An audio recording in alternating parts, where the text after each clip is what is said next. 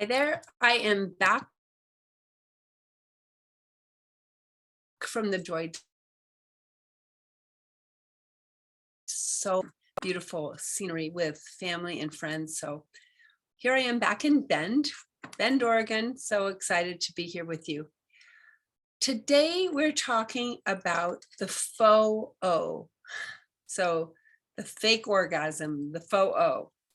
And I'm interested in this because it impacts so much of our relationships when we feel like our partner may or may not be authentic in her sexual response. So when it's a situation for you where you feel like maybe your partner is faking it, and there's this kind of underlying worry that women are not authentic in our expression about orgasm, as evidenced by that amazing scene in When Harry Met Sally, and Meg Ryan has this fantastic fake orgasm in a New York City deli. And at the end of the orgasm, or fake orgasm, because it's all a show, Ron Reiner's mom says, she's in a role there sitting in the deli, and Ron Reiner is the director. And she says a line that was improvised by Billy Crystal during rehearsal.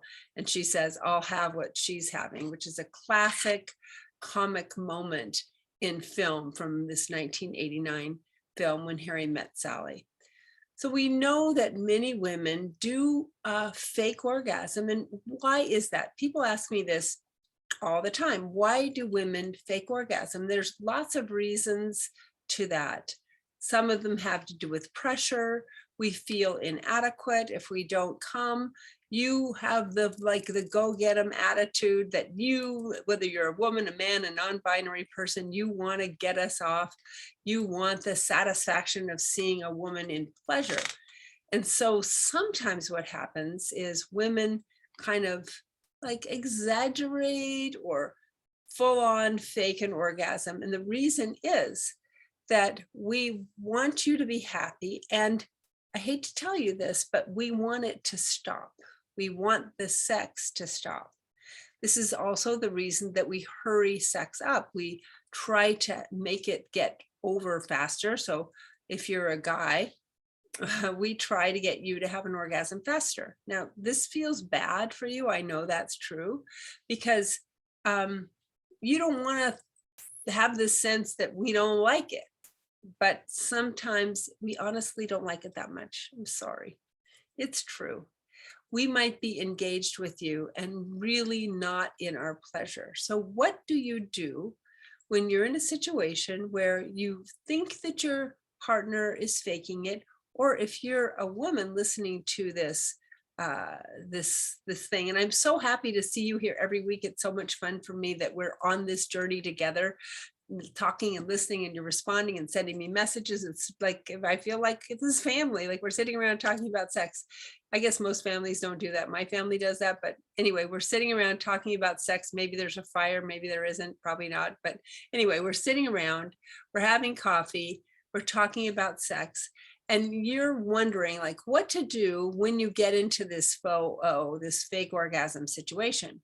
One of the problems about this for a woman is once you start faking it, your partner, if they're smart, is going to repeat what he, she, or they did right before or as you were having this supposed orgasm.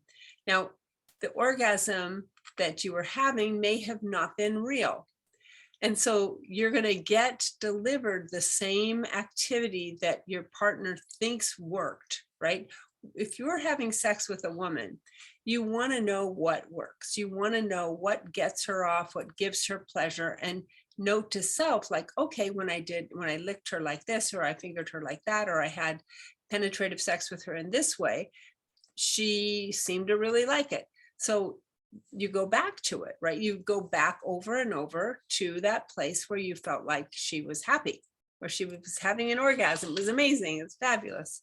Now, if you're the woman in this situation, that means that you're going to get something that really doesn't work for you on a repetitive basis, like every time or many times, because your partner, being a sensible person, wants to do what works. And so you've given them feedback that this works. But we need to stop this because it's not a good combination, right? Because you're not getting what you want. The more this happens, the more you kind of dig a hole for yourself, because now you have to continue pretending that it worked. And there may be something completely different that actually would feel very good for you. So what do? There are 5 things that I recommend that you do. The first is kind of like one of my go-to things, and that is slow down. Slow down your sex. By slowing down the sex between you, you're going to have more opportunity to kind of course correct during the sex. It may be oral sex on you that's too fast or frantic. That's what one of my lesbian friends called a motorboating sex. It might be that your partner doesn't stay long enough in one position with oral sex on you. Maybe there's too many changes and you aren't able to actually ground into and relax during oral sex. You may feel rushed. Oftentimes women feel like they take too long to have an orgasm. So we try to rush that. We try to rush you so that you feel like we're not kind of annoying in some way and not getting it done quickly enough. So we may pretend. So slow down and take plenty of time for your pleasure. Because honestly, I know you have to go to Costco, you've got to do the laundry, there may be something on your emails that needs addressing, you might be planning a trip or just got home from a trip. There's so many things, but when you rush, the physicalness of what you're experiencing will not have the depth that you need and want and deserve to have as a partner, as a woman. So slow down. No worries about slowing down. You have all the time in the world, right? You have all the time in the world. No rush. You don't have to rush sex. Why? Why rush it? If it's bad, I get why you rush it, because you want it, to be done. But enjoy it, allow it to slow down. And as you're doing that, number 2, take away the pressure to come.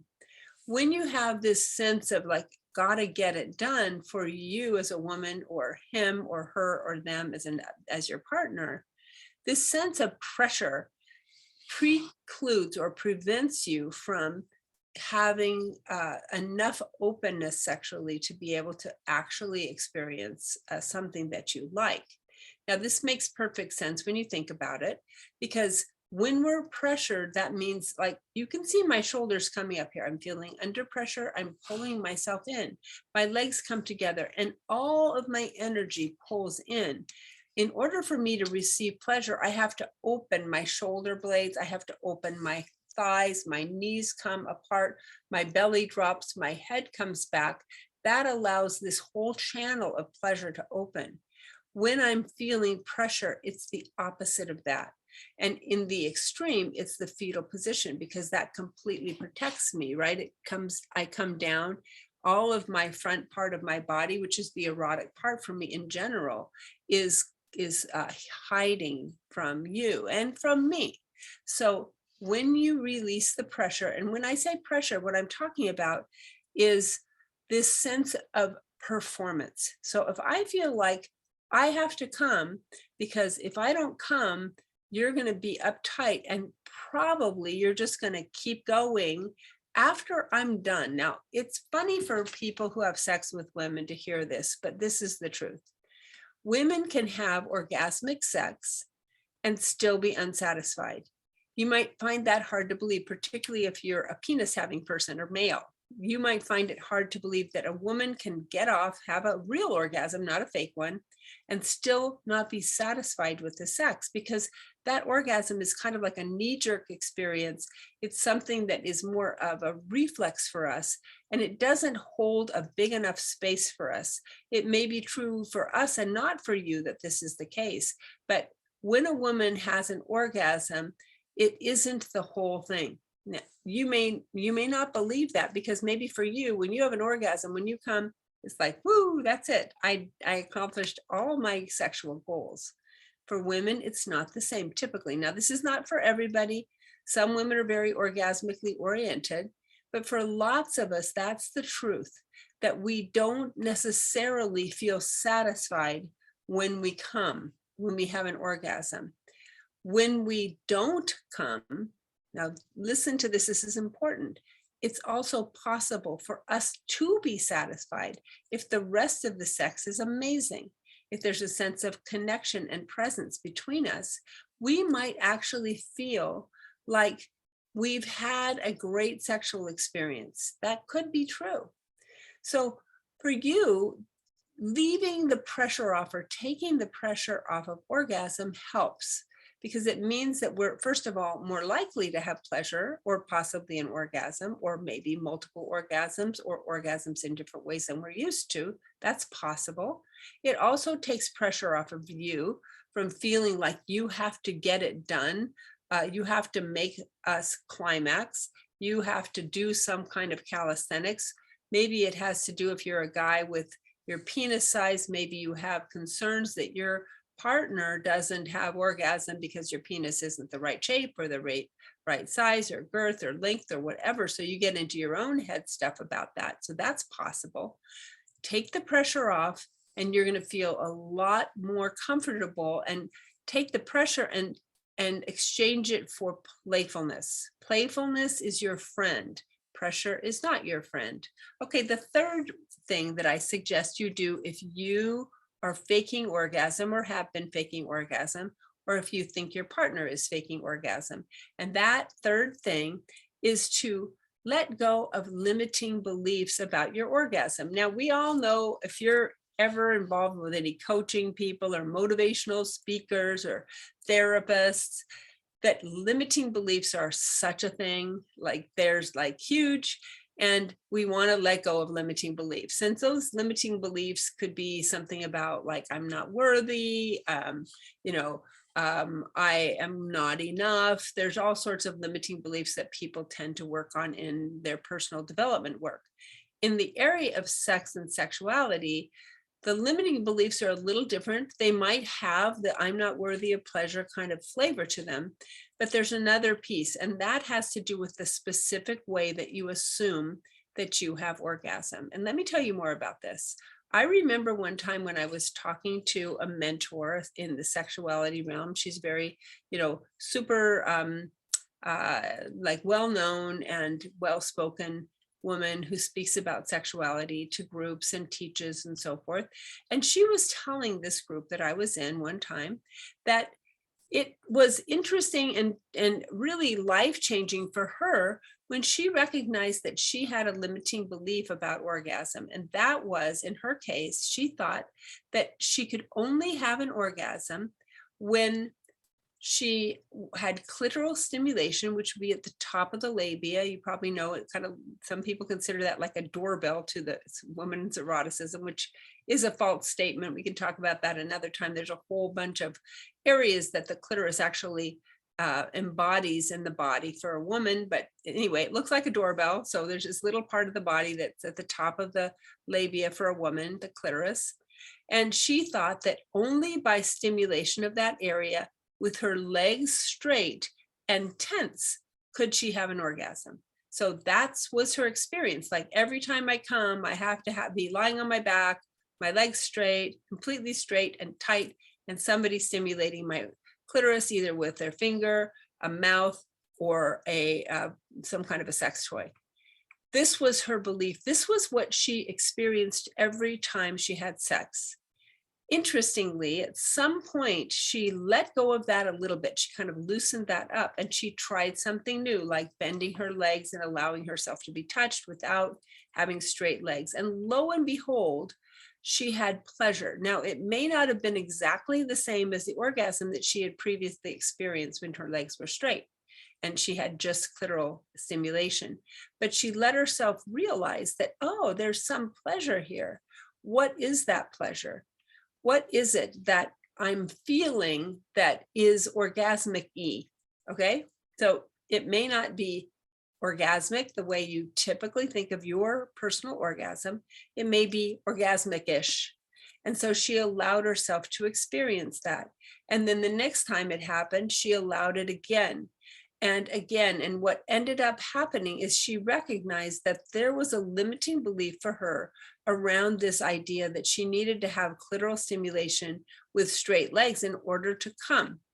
And now, she's happy to report that she has orgasm in varying ways. So there's so many different orgasmic experiences women can have, which is like it's a fantastic when you think about this, that she could have all sorts of orgasmic waves, some of them kind of more fluid and continuous, kind of an unending orgasm, some of them more peak, like more of a traditional clitoral orgasm, some of them anal orgasms, some of them energetic orgasms, which you may or may not ever have heard about. I'll talk with you about that another time. Some meaning when you don't even have anyone touching you. So this woman, who is like very well known in the sex field and knows tons about sexuality, was still caught up with this idea that there's only one way for her to come.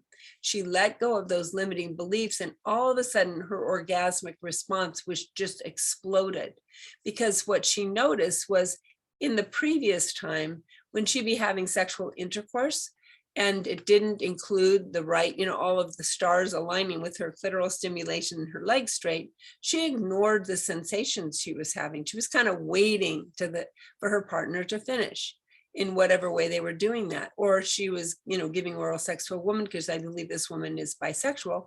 Whatever, she was not getting the full expansion and expression of herself as an orgasmic person until she let go of the limiting beliefs. So that's the third thing. First is slow down. Second, no pressure. Third, let go of limiting beliefs. There's two more. Number 4, focus on your peak pleasure. Now, this relates a little bit to what I was just talking about. In this case, when this woman was experiencing pleasure and she was enjoying it, ish, it was in the orgasm-ish range. It was like in the neighborhood. It wasn't exactly the same thing.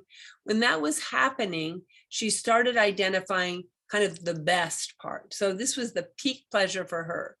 Even though she wouldn't call it an orgasm, she called it her peak pleasure. She talked about how it was great to her partner, and she allowed it to just be great without having it be orgasmic. Now, the key here for you, if you're a partner to a woman, is don't start asking her, did you come? Did you come? Did you get off? Did you climax? Did you have an orgasm? Because what that does is, for a woman like that, when she's in this in-between-ish stage of orgasm, she is not going to say yes, right? If you say, did you come? And she's like, it was great, but I don't think I came. That keeps her from expanding that pleasure. You're giving her a small box to put it in, which is the orgasm box, right? That's the orgasm box, which is a great box. We love the box. Everybody loves boxes in this space. And it's wonderful when you have like kind of an orgasm that you can totally claim, like, oh yeah, that's it. For example, if you don't have orgasm and you say to your friend, I don't know if I've had an orgasm. What does your friend say if that person has orgasms? Guaranteed, they say, well, if you don't know, you haven't had it. But I push back on that a little bit, because there are so many ranges. There's such a range of orgasmic response in women. And this is a fantastic thing for us.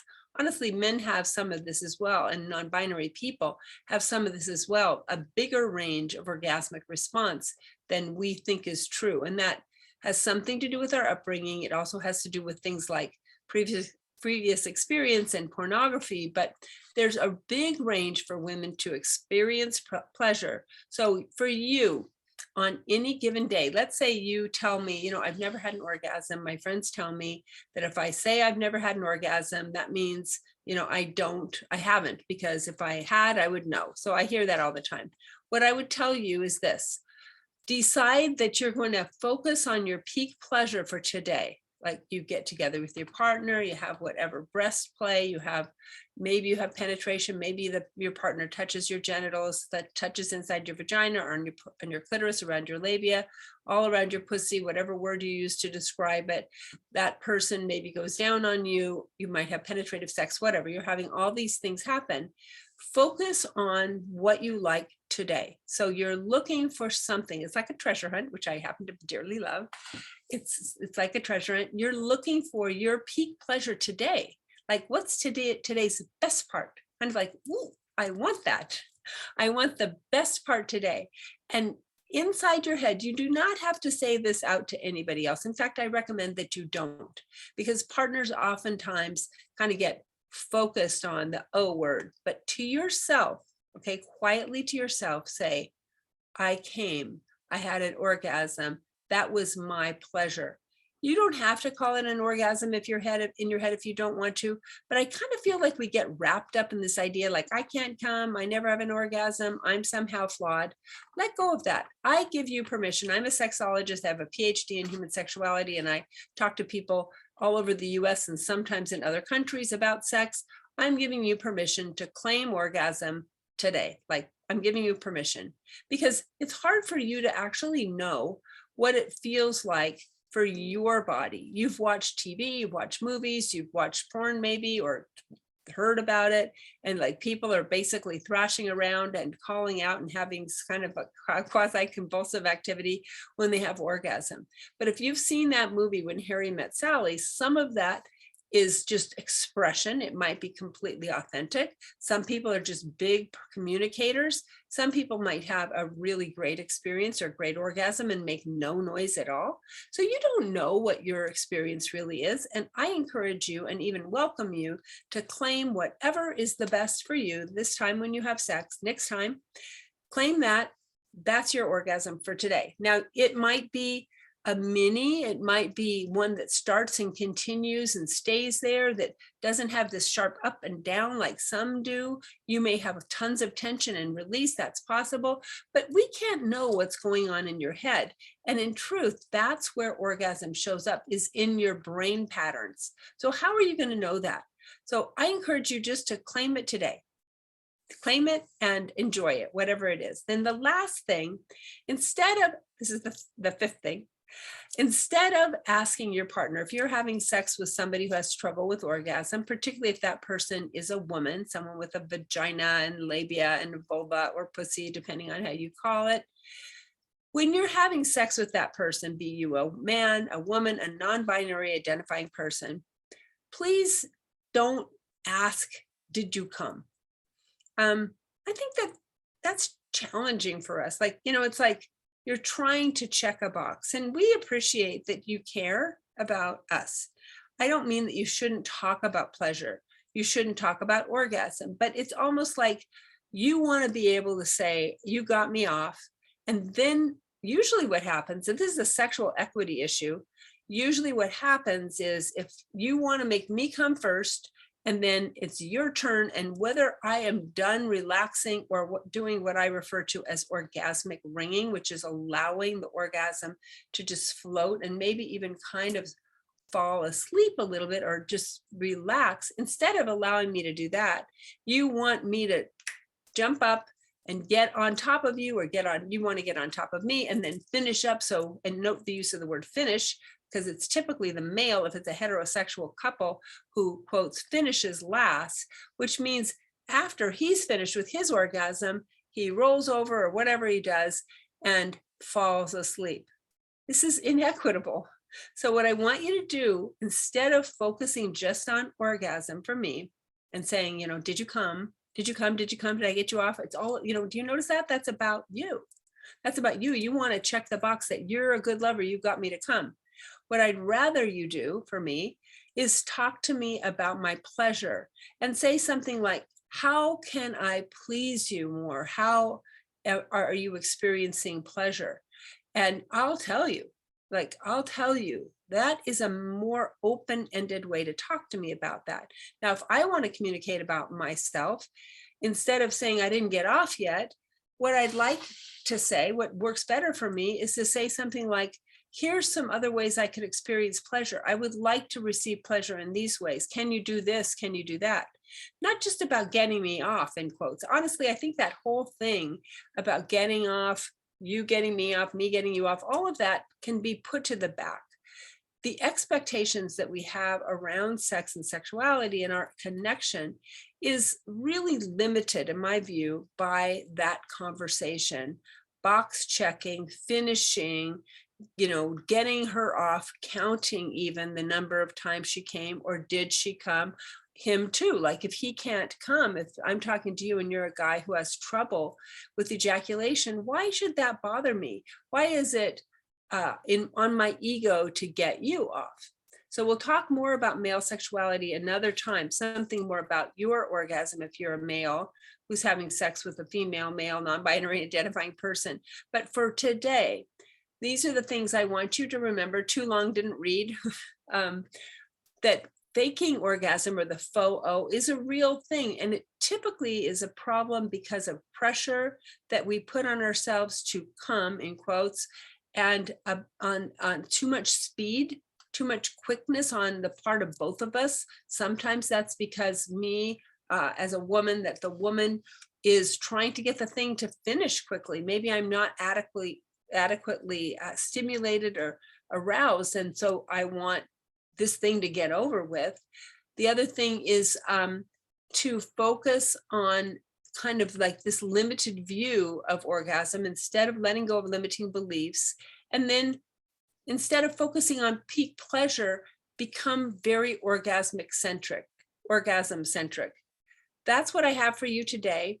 I look forward to talking with you next week. This to me has become a really fun part of my week, to kind of sit down and chat with you. Today I'm in my office, you can see. Yeah, I'm in my office, back from my trip. It was really fun, but I look forward to talking with you next week, and feel free to message me. You can message me here, or you can send me an email, jane@drjanegwynn.com. I would love to hear from you. And yeah, if you feel like you'd like to hear more from me or have other access, join my email list. You can go to howtofixmysexlife.com and get all sorts of fun goodies there, like my book for free, and yeah, other things. So feel free to jump on a call with me if you'd like to talk about your sex life. I still have a few opportunities to work individually with me. That won't last forever. So if you want to do that this week, hit me up. There's still some availability, I think, in my calendar for virtual coffees. I hope you have an amazing day, and I'll talk to you next week on Tuesday. Big hug.